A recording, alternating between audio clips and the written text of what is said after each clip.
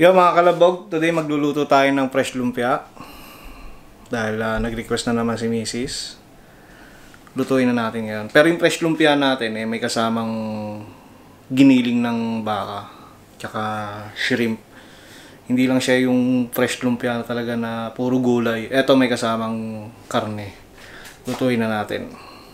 Ang gagawin muna natin ngayon yung palaman niya. So mamaya papakita ko rin sa inyo kung paano gagawin yung lumpia wrapper dahil wala tayong nabibilang ditong lumpia wrapper kagaya sa Pilipinas.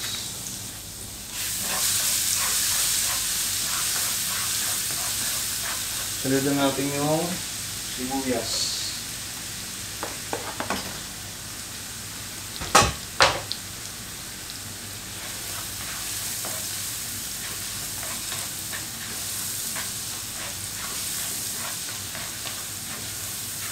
Ngayon lang natin mag light brown at yung bawang at ang sibuyas.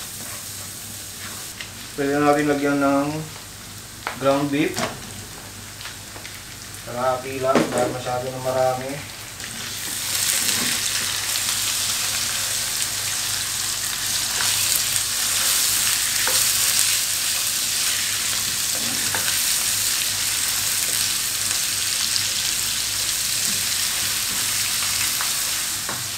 Lutuin lang natin na maigi itong karne. Sunod natin yung shrimp. Sunod natin yung shrimp.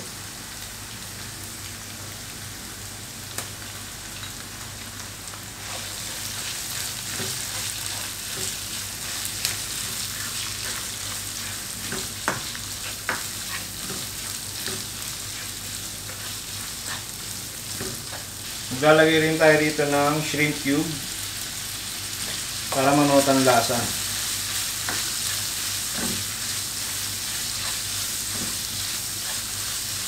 Next, lagay tayong patis.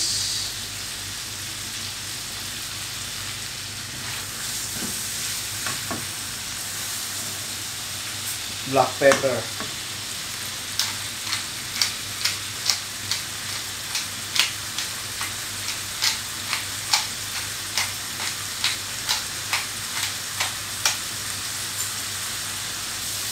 Sunod na agad natin ang sweet potato.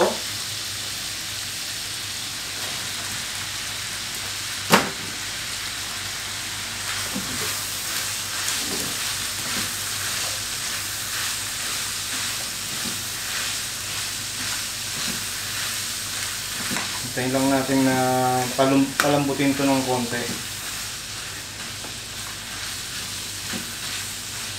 Kasi ito yung pinakamatagal palambutin Sweet potato. Takpan muna natin.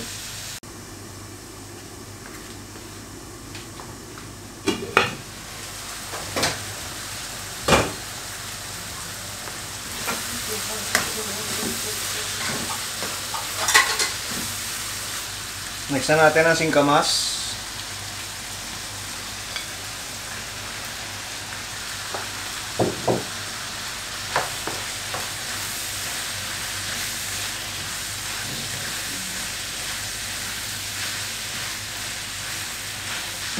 Sunod na rin natin agad ang carrots.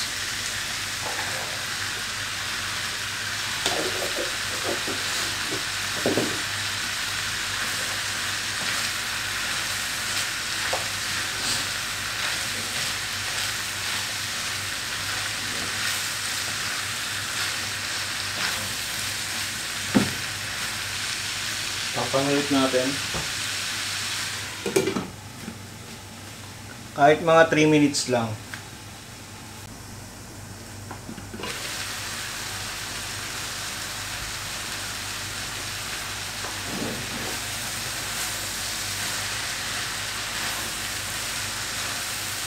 Sunod na natin ang tokwa.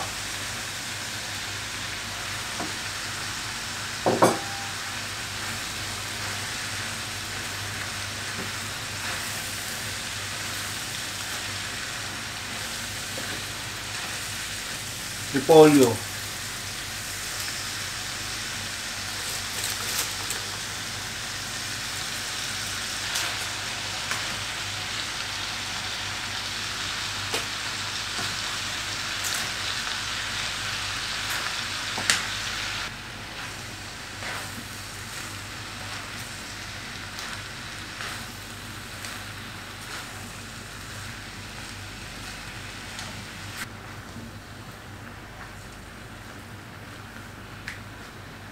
Lagyan na lang natin ng asin at paminta pa.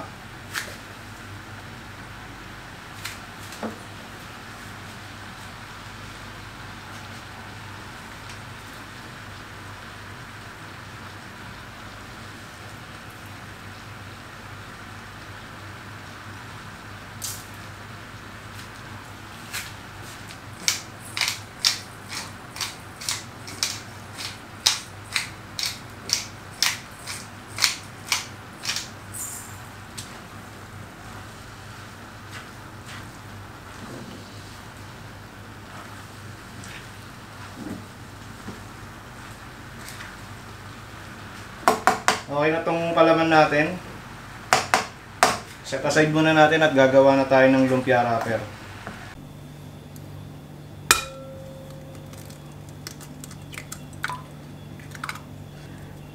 Kailangan natin ng 3 itlog.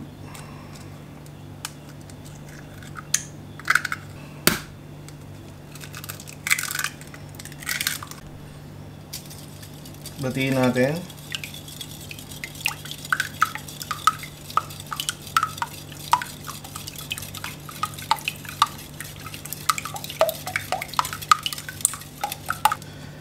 Pwede tayong gumamit dito ng fresh milk or kung wala naman kahit tubig. Pero ako gagamit ako ng fresh milk kasi kami naman ang kakain.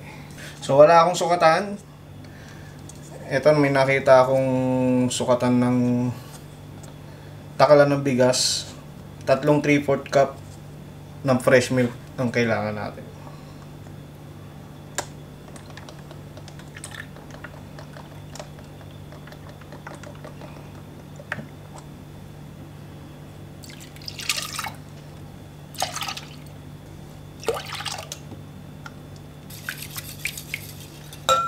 Sa oil, gagamit tayo ng 3 tablespoon.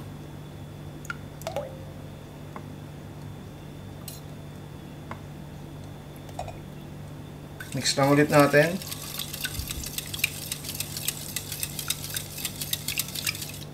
So, kailangan natin dito ng 1 1/2 cup of all-purpose flour. Dahan-dahan natin ilalagay yan.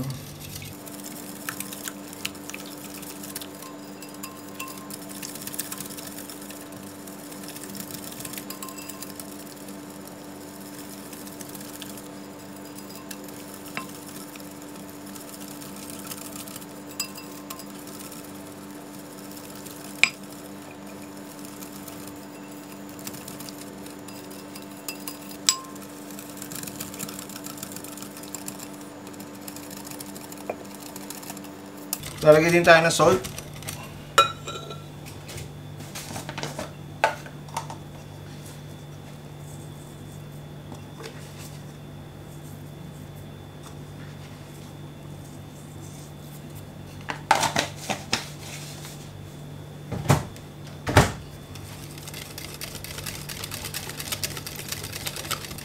And then salain natin.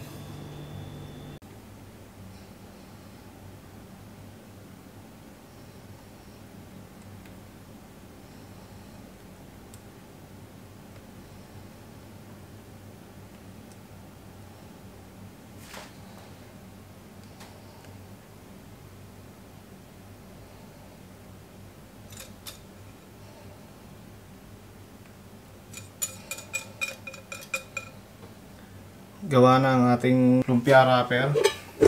So gagawa na tayo ng lumpia wrapper natin. Lagyan lang natin ng mantika to.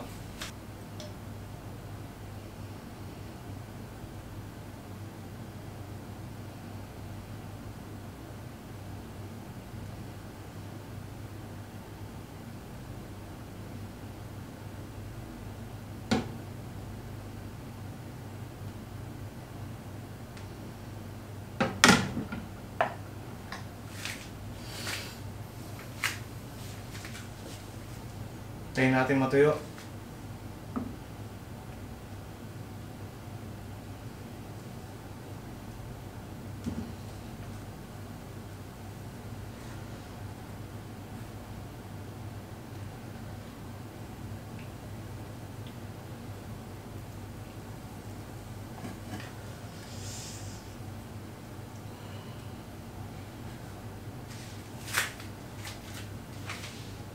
Ito na ang lumpia wrapper natin. Nakaisa na tayo. Ito na yung lumpia wrapper na nagawa natin. So, feeling ko, gagawa ulit ako ng isa pang batch. Kasi feeling ko, kukulangin to eh. Dahil ang dami naming palaman ng feeling ng lumpiang sariwa. So, gagawa ulit tayo nito mamaya. Bago tayo gumawa ng another batch ng lumpia wrapper, gagawa muna tayo ng lumpia sauce. So, lagyan natin ng tubig itong saucepan na to. Meron ako ritong 330 ml na water, no? Pag kinulang, lagyan ulit natin. Feeling ko kulang. Lagyan pa natin na isa.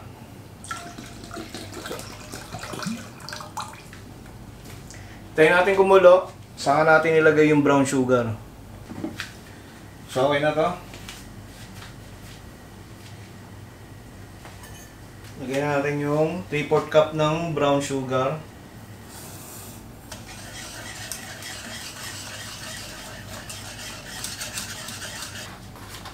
Lagyan din natin ng soy sauce.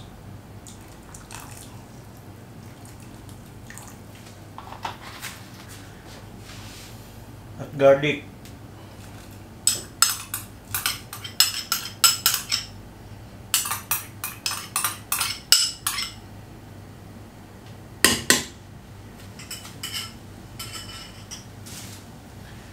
At lalagyan na natin ito ng cornstarch. Dahan-dahan lang.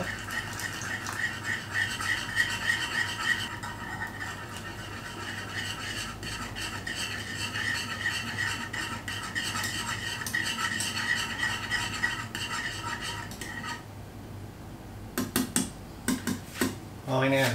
Walang iceberg lettuce. Kaya ang ginawa namin, itong Romanian lettuce ang gamit namin.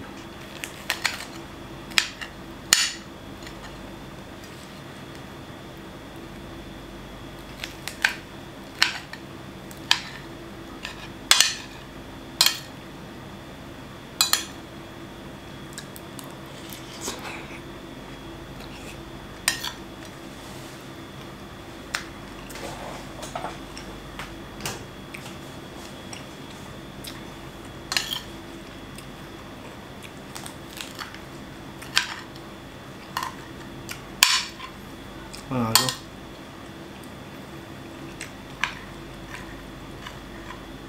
Sarap.